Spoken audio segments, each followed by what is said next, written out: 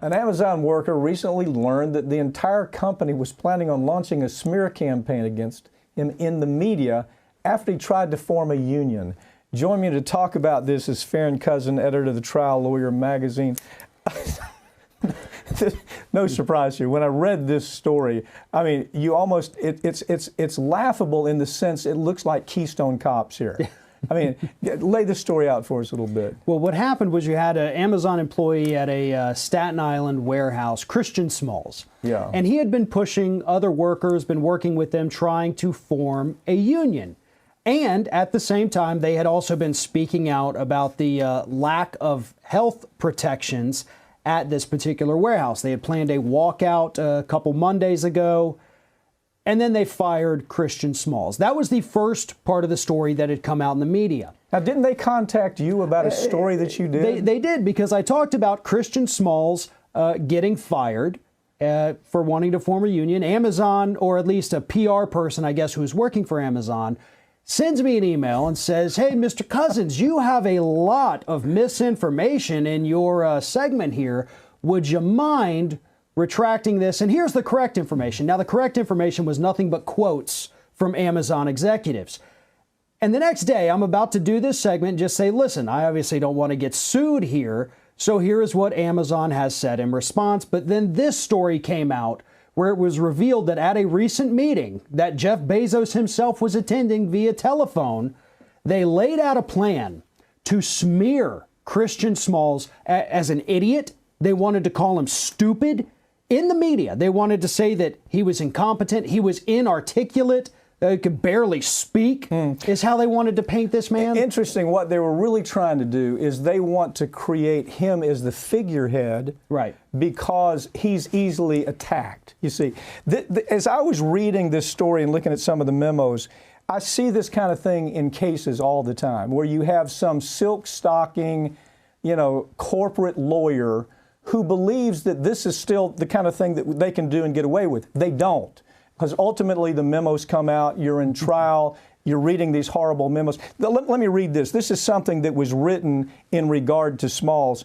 This is how they're trying to go after Smalls. It says, we should spend the first part of our response strongly laying out the case for why the organizer, Small, why his conduct was immoral, unacceptable, and arguably illegal in detail, and then follow with our usual talking points about how we care about worker safety. Now, this was written, and I'm telling you, Farron, I see it all the time. These silk-stocking, disconnected corporate lawyers who have never represented anybody individually in their life. They represent characters like this. Am I just overstating? This just like a character out of a James Bond movie, But at any rate, look, I'm stating that this is playing itself out exactly like you would expect when you let corporate silk-stocking lawyers make common sense decisions for how a crisis should go. Well, these are also the kind of statements, I've watched videos of your depositions where you flat out read this to the executive who wrote it down, and you say, now, Mr. Amazon or whoever it is here, did you really say that this man was incompetent, inarticulate, and downright stupid? Could you explain that? Can you defend that? And of course they never can, but they always hope it never gets to that point where they never have to be asked those questions. But this is in the ether now. And this comes at the same time when Bezos, through Amazon,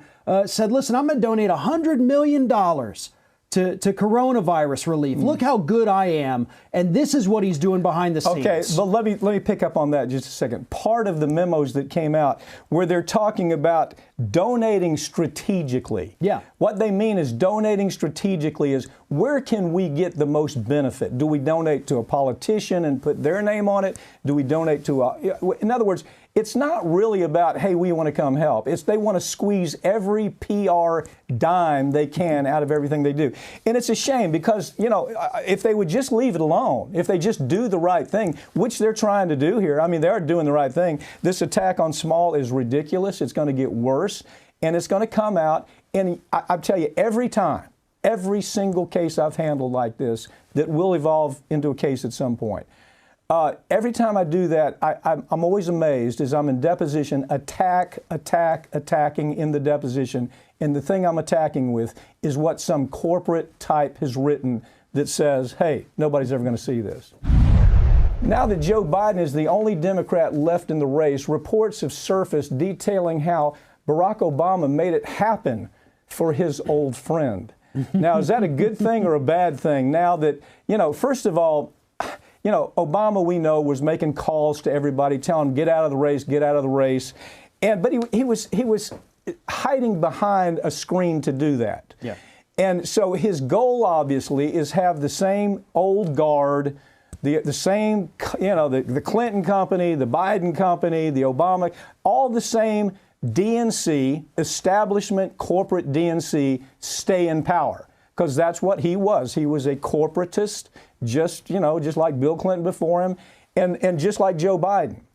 So what is your take on this? I'm a little bothered in the sense that I don't think it's going to do him any good. First of all, I don't think the endorsement does him any good, if you look at past endorsements. Well, I think what this story does is it proves what a lot of the Bernie Sanders supporters and a lot of the progressives had feared since the start of this primary, and that is some kind of shenanigans, whether big or small, was going to happen behind the scenes to ensure that Bernie Sanders doesn't get the nomination. I mean, 2 months ago, we're talking about Bernie, winning all these states. He is leading in the polls in every single demographic. Then suddenly, the day before Super Tuesday, all these massive dropouts, all these big endorsements for Biden. Biden takes Super Tuesday. The rest is history. But now we know this is from Politico. This is not a liberal organization by any stretch of the imagination. So they are telling us that they have spoken with Obama's people and they have confirmed that this days before Super Tuesday, Obama's making phone calls. He's talking to Buttigieg. He's talking to Klobuchar. And they said he didn't want to look like he was putting his thumb on the scale, but he was nudging. Yeah, he was nudging to get rid of Bernie Sanders. Right. And between me and you, I'm really disappointed to hear Bernie Sanders' endorsement of Biden. Either Bernie was what he said he was. He was. Look, we're progressive. We're revolutionary in our idea about progressive politics, and to come in and just say, "Oh well," it's almost like I didn't mean all that. Yeah. It's not the thing I would have advised him to do. The truth is, there's the point that we're seeing from the other side is the other side is saying, "Look, we like what we're seeing here because this is a return of the swamp."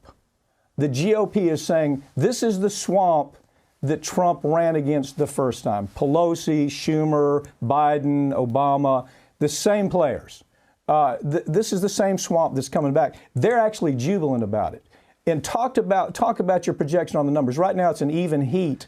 Where was Hillary at this time? Hillary at this point was pretty much double digits ahead of Trump. And she stayed double digits ahead of Trump until October. That's when things went south for her. But Biden's already essentially playing catch up. He doesn't have a double-digit lead on Donald Trump, certainly not nationally, and definitely not in any swing state. So he is already falling behind because what is he doing right now?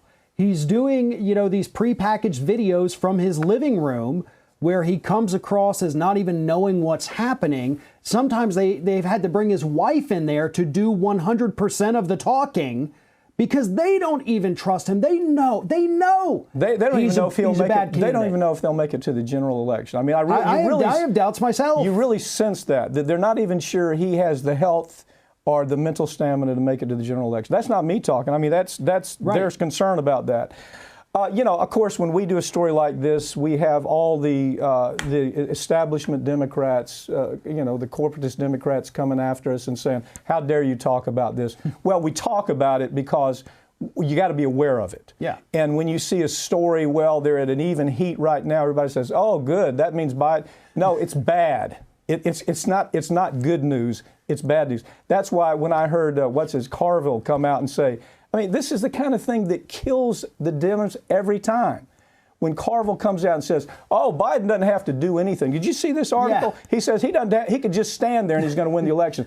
What does that do for this election? It has everybody standing down. This is not a time to stand down. And the polls right now are actually showing that a majority of people in this country do disapprove of Trump's handling of the coronavirus pandemic. But those same people polled said they would rather have Trump in charge during the pandemic than Biden. So they don't like what Trump's doing, but they still think that would be better than what Biden has to offer. That's going to be the poll. Same thing came up on the economy. Yeah. Same thing. Yeah. Trump just trashing him on economy. So isn't the point, don't you focus on where you might be able to win? You certainly don't stand up like this, like Carville, saying, oh, well, Biden could just stand there and he's going to win. I don't know where, Carville's in la-la land. And anybody giving that idea out right now is really doing a disservice to this process. Fox News is being sued for downplaying the risks of the pandemic, but the suit is dead on arrival. There's no question. I looked at this suit. When I looked at this case, I said, oh, my God, the people bringing this suit are at a bigger risk than the people being sued, which is Fox. Because, these people are going to get hit for cost, attorney's fees. There's no way to justify this lawsuit. There is no causation connection at all. Go ahead and pick up from there. Well, what's interesting about this lawsuit is, look, everybody knows Fox News lies all the time. That's always been their thing. They exaggerate, they downplay when they need to. They're not a beacon of truth or honesty. However, years ago, the courts had already ruled in the case of Jane Aker, the media has no legal obligation to tell you the truth. They legally can lie to you. They're allowed to do it. So right there off the top, that tells you this isn't going anywhere. But then this group, they wanted to take, I guess, a different route with the way they filed it. And they thought, well, what if we get them under the Consumer Protection Act? The California. That actually makes your case weaker if you try to go that route. And when a news organization says, no, we know more than the doctors that are using this in the field right now that are getting results.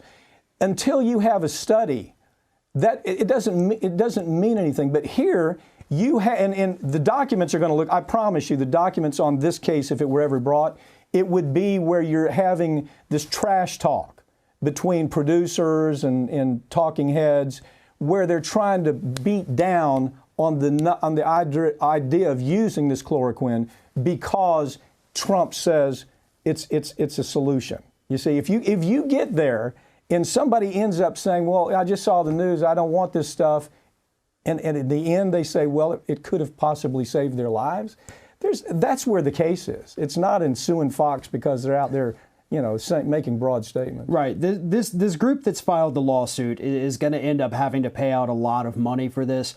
The suit, as we said, it is dead on arrival, and I think part of why they did this is mostly the publicity. They wanted these stories out there. They wanted to come back 6 months from now and say, well, remember, we're the group that tried to take on Fox News, but darn it, they beat us down because they're too powerful, so we need your help. No, we need you to give us money. The truth is they have bad lawyers. Yeah. The lawyers that drafted that, looked like it was drafted by a 10th grader. I mean, honest to God. They don't understand causation. You have to have some connection between the act and the event that takes place. There's no causation here. Nobody can say, yeah, because of what Fox said, this happened. Right. It's too many moving parts. Farron, thanks. Thank you.